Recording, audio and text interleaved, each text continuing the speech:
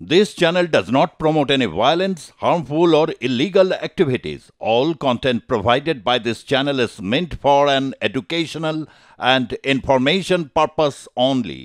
মেদিনীপুর মেডিকেলে প্রসূতি এবং শিশু মৃত্যুর ঘটনায় রাজ্যের বড় পদক্ষেপ 12 জন চিকিৎসককে সাসপেন্ড করা হয়েছে।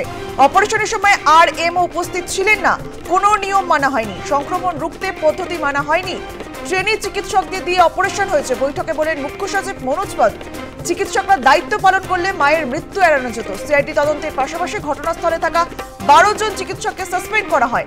ক্ষতিগ্রস্তরা গাল দিলে শুনতে হবে। সাংবাদিক বৈঠকে বলেন মুখ্যমন্ত্রী মমতা বন্দ্যোপাধ্যায়, নিয়ম মেনে অপারেশন হয়নি। বৈঠকে বলেন মুখ্য সচিব মনোজ পন্ত এবং অপারেশনের সময় আরএমও উপস্থিত ছিলেন না। এ বিষয়ে আমরা কথা বলবো। আমাদের সঙ্গে রয়েছেন আমাদের প্রতিনিধি সঞ্জু সুর। সঞ্জু, অপারেশনের সময় আরএমও উপস্থিত ছিলেন না, কোনো নিয়ম মানা হয়নি, এমনটাই বলেন মুখ্য সচিব মনোজ পন্ত।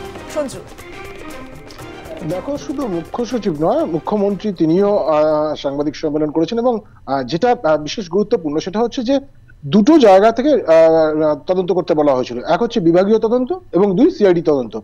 আজকে মুখ্যমন্ত্রী প্রথমেই তিনি বলেন যে দুটো তদন্ত রিপোর্টই আমাদের হাতে এসছে এবং তদন্ত রিপোর্টের সেটা সম্বন্ধে মুখ্য সচিব বলবেন। পরবর্তীকালে আমরা মুখ্য সচিবকে বলতে শুনলাম যে দুটো তদন্ত রিপোর্ট খতিয়ে দেখে যেটা বোঝা গিয়েছে সেখানে হচ্ছে যে মেদিনীপুর মেডিকেল কলেজে সেদিন যারা কর্তব্যরত ছিলেন বা যাদের দায়িত্ব ছিল তারা তাদের দায়িত্ব পালন করেননি এবং ফলে একটা গাফিলতি, একটা গ্রস ভায়োলেশন অফ তাদের যে কর্তব্য ছিল বা গ্রস নেগলিজেন্স সেটা হয়েছে। পরবর্তীকালে মুখ্যমন্ত্রী তিনি বললেন যে যেভাবে এতটা বড় গাফিলতি হয়েছে, যে কারণে একজন প্রসূতির মৃত্যু ঘটে গেছে, এটা কোনোভাবে মেনে নেওয়া যায় না, এটা বরদাস্ত করা হবে না।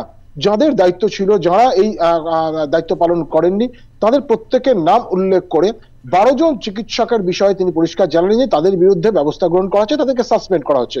আমি যদি চিকিৎসকদের নাম আরেকবার বলি তাহলে বুঝতে আরো সুবিধা হবে। Soumen Das RMO, resident medical officer; Dilip Kumar Pal, assistant professor; Himadri Nayak, assistant professor; Mohammad Alauddin, বিভাগীয় প্রধান বা HOD; Jayanta Kumar Raut, MSVP; Pallavi Banerjee, senior resident PGT; Moumita Mondal, তিনি 3য় বর্ষের পিজিটি; ভাগ্যশ্রী কুন্ডু, তিনিও 3য় বর্ষের পিজিটি; সুশান্ত মন্ডল, প্রথম বর্ষের পিজিটি। বলতে হচ্ছে মনীষ যে কারণেই আজকে প্রসূতির মৃত্যুর ঘটনা ঘটেছে এবং মুখ্যমন্ত্রীর বক্তব্য পরিষ্কার, স্যালাইন দেওয়ার ক্ষেত্রে যারা অভিজ্ঞ তারা জানেন যে কখন স্যালাইনের মাত্রা বাড়াতে হবে, কখন স্যালাইনের মাত্রা কমাতে হবে। কিন্তু ওই দিন, অর্থাৎ যেদিন গত শুক্রবার যেদিন এই ঘটনা ঘটে, সেদিন কোনো সিনিয়র চিকিৎসক ছিলেন না এবং কোনো সিনিয়র চিকিৎসক না থাকার ফলে এমনকি একজন চিকিৎসক সৌমেন দাস, তাকে ডাকা হয়েছিল, তিনি একবার ওটিতে ঢোকেন, বেরিয়ে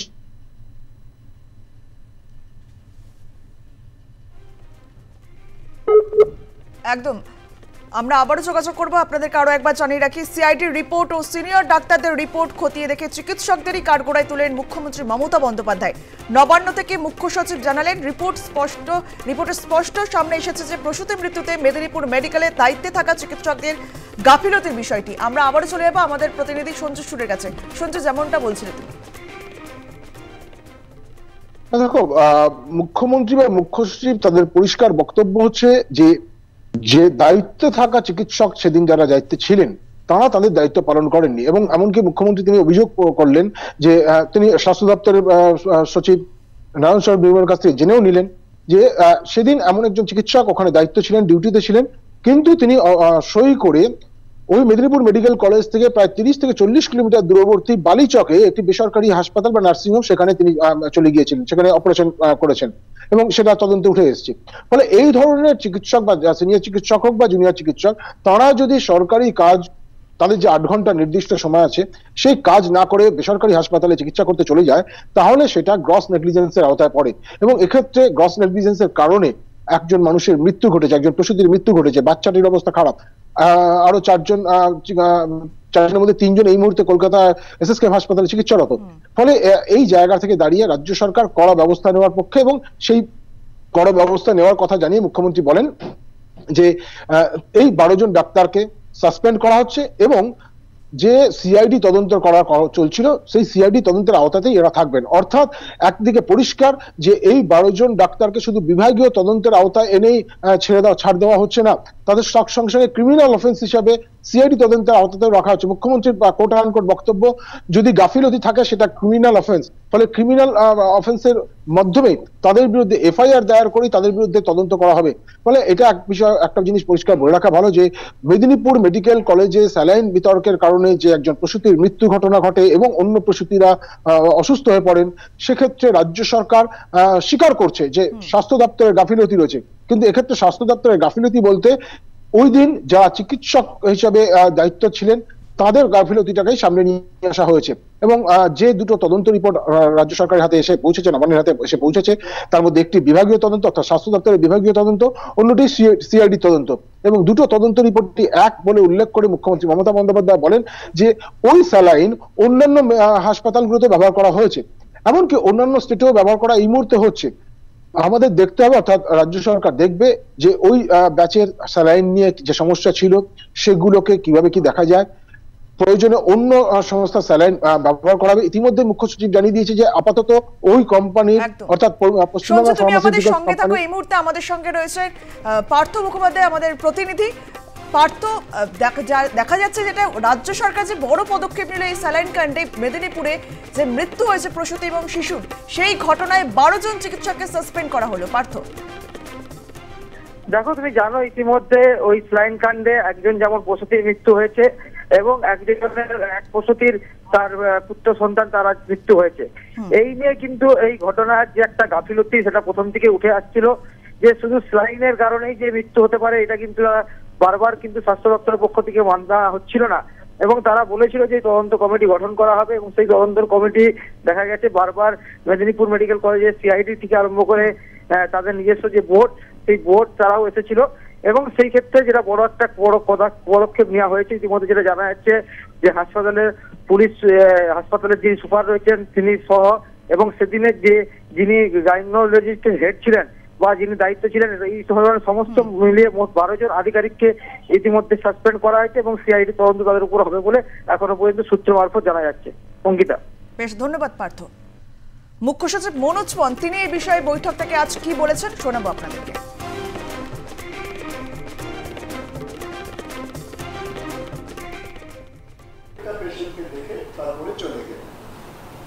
এই যে অপারেশনস গুলো করা হয়েছে, এটা first assistant with the help of second assistant, এই দুজনই পুরো সার্জারি পুরো অপারেশন করেছে।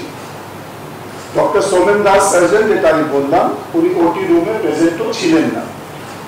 স্পাইনাল অ্যানেস্থেসিয়া যেটা সিনিয়র রেজিডেন্টের দেওয়ার কথা ছিল ওটা দেওয়া হয়নি, ওনার মাধ্যমে দেওয়া হয়নি। কনসার্ন পিজিটি স্পাইনাল অ্যানেস্থেসিয়া দিয়েছেন। যে টাইমিং অফ সার্জারিজ যেটা বলা হচ্ছে, যেটা একসঙ্গে ওটা ওভারল্যাপ করেছে। এর মানে হচ্ছে টোটাল প্রসিজার যেটা অপারেটিং সার্জারি করার কথা ছিল ওটা সেভাবে পুরো প্রসিজার ঠিক মতন ফলো করা হয়নি। পরে আরো সবার কাছ থেকে যারা ইনভেস্টিগেটর জিজ্ঞেস করেছে, এটা জানা যাচ্ছে যখন সার্জারি হচ্ছিল তখন day to day cleaning O sterilisation যেটা করার প্রয়োজন ওটাও করা হয়নি। এবং ওটি গাউন্স যখন কেউ বাইরে যায় ভিতরে যায় তখন চেঞ্জ করতে হয় যাতে ইনফেকশন না ঘটে, এটাও ফলো করা হয়নি। এই প্রোটোকলও ঠিক মতন মানা হয়নি। সিসি ক্যামেরা যেহেতু আমাদের করিডোর অবধি থাকে, তাহলে ভিতরের মুভমেন্ট কি হচ্ছে এটা আমরা জানতে পারছি না। তো প্রাথমিকভাবে যে তদন্তে দুটোই তদন্তে যেটা বেরিয়ে এসেছে, it's a very shocking unfortunate incident, যেটাকে অ্যাভয়েড করা যেত যদি আমরা যে টিম ওখানে কাজ করেছে ঠিক মতো যদি কাজ করতো, তাহলে এই শকিং ইনসিডেন্ট হতো না। এবং যাদের সিনিয়র ডাক্তার্স, যাদের একটা রেসপন্সিবিলিটি কাজগুলোকে সুপারভাইজ করা, এবং যারা আরো কর্তৃপক্ষ হসপিটালে আছে যাদের একটা ম্যানেজমেন্টের ক্ষেত্রে একটু দেখার প্রয়োজন ছিল, ওদেরও আমরা মনে করছি কাজের গাফিলতি ছিল। সংক্রমণ রুখতে কোনো পদ্ধতি মানা হয়নি আর কোনো নিয়মও মানা হয়নি, এমনটাই বলেন মুখ্য সচিব মনোজ পন্ত। এবং সাংবাদিক বৈঠক থেকে নবান্নে আজ মুখ্যমন্ত্রী মমতা বন্দ্যোপাধ্যায় এই বিষয়ে কি বলেছেন শোনাবো আপনাদেরকে। 1 number doctor Somen Das, RMO Midnapore medical college hub hospital suspend করা হয়েছে এবং সিআইডি ক্রিমিনাল কেসগুলো দেখবে। 2 ডক্টর দিলীপ কুমার পাল, যার কথা নারায়ণ বললেন, নারায়ণ নিগম, তিনি আরেক 3টে জায়গায় অপারেশন করেছেন। Assistant professor 3 number doctor Himadri Nayak, assistant professor. 4 number doctor Mohammad Alauddin, head of the department. 5 number doctor Jayanta Kumar Raut, MSVP Midnapore medical college hospital.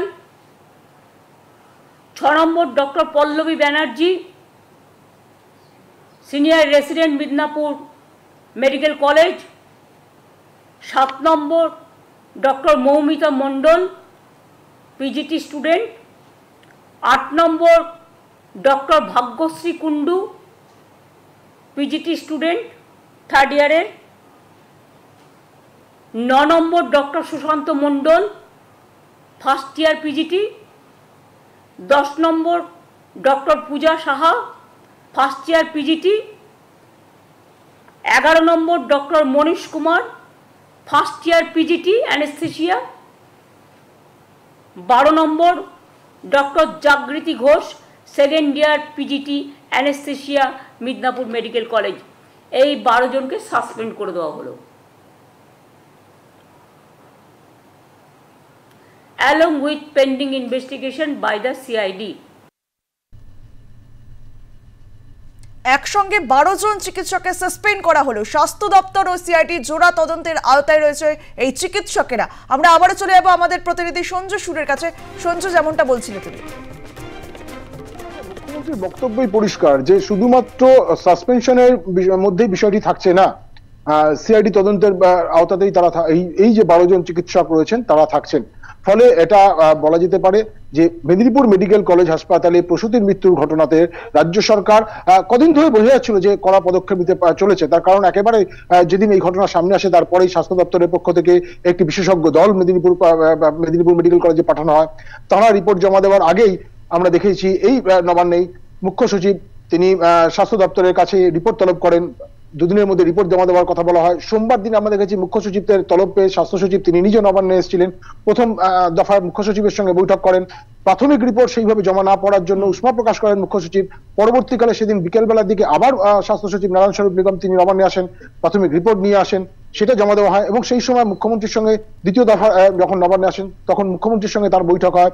মুখ্যমন্ত্রী সেই বৈঠকে উষ্মা প্রকাশ করেন যে একটা যেটা ব্যান করা রয়েছে, কালো তালিকাভুক্ত রয়েছে, সেই কোম্পানির স্যালাইন কি করে ব্যবহার করা হচ্ছে, কেন ডাক্তাররা ছিল না, কেন সিনিয়র ডাক্তাররা ছিল না, কারা অপারেশন করেছে, কি করে এই ঘটনা করেছে, সমস্ত তোপের মুখে মুখ্যমন্ত্রী তোপের মুখে স্বাস্থ্য দপ্তর পড়েছিল। এবং তারপরেই আমরা দেখেছিলাম যে মুখ্য সচিব তিনি সাংবাদিক সম্মেলন করে পরিষ্কার স্বীকার করে নিয়েছিলেন যে স্বাস্থ্য দপ্তরের গাফিলতি রয়েছে। সাম্প্রতিক সময়ের মধ্যে বলা যেতে পারে যে এই ধরনের ঘটনা নবান্ন প্রথম এই ধরনের নিজেদের গাফিলতির কথা বা স্বাস্থ্য দপ্তরের গাফিলতির কথা সেটা স্বীকার করে নিল। এবং আজকেও মুখ্যমন্ত্রী মমতা বন্দ্যোপাধ্যায় তিনি নিজের সাংবাদিক সম্মেলন যখন করছেন সেই সময় তিনি বলেছেন যে একটা অন্যায় হয়েছে, একজন প্রসূতির মৃত্যু ঘটেছে, সেখানে স্বাস্থ্য দপ্তরের যে গাফিলতি রয়েছে। এই ক্ষেত্রে অর্থাৎ এই গাফিলতির বিষয়টি যখন সামনে আসে তখন কার গাফিলতি, স্বাস্থ্য দপ্তরের গাফিলতি না চিকিৎসকদের গাফিলতি, এই বিষয়টিকে সামনে নিয়ে আসা হয়েছে। এবং যে দুটো তদন্ত রিপোর্ট নবান্নে জমা পড়েছে, একটা হচ্ছে স্বাস্থ্য দপ্তরের বিভাগীয় তদন্ত রিপোর্ট এবং অন্যটি সিআইডির তদন্ত রিপোর্ট। সেই দুটো তদন্ত রিপোর্টকে মিলিয়ে দেখার পর মুখ্যমন্ত্রীর বক্তব্য যে দুটো তদন্ত রিপোর্টই সেম এবং এক্ষেত্রে ওইখানে ওই দিন উপস্থিত থাকা এবং যারা ডিউটিতে থাকার কথা ছিল সেই ডাক্তারদের তাদের কাজের গাফিলতি রয়েছে এবং যে কাজের গাফিলতির কারণেই প্রসূতির মৃত্যুর ঘটনা ঘটেছে এবং যে কারণে তাদেরকে সাসপেন্ড এবং সিআইডি তদন্তের আওতায় তাদেরকে নিয়ে আসা হয়েছে। বেশ, ধন্যবাদ সঞ্জু।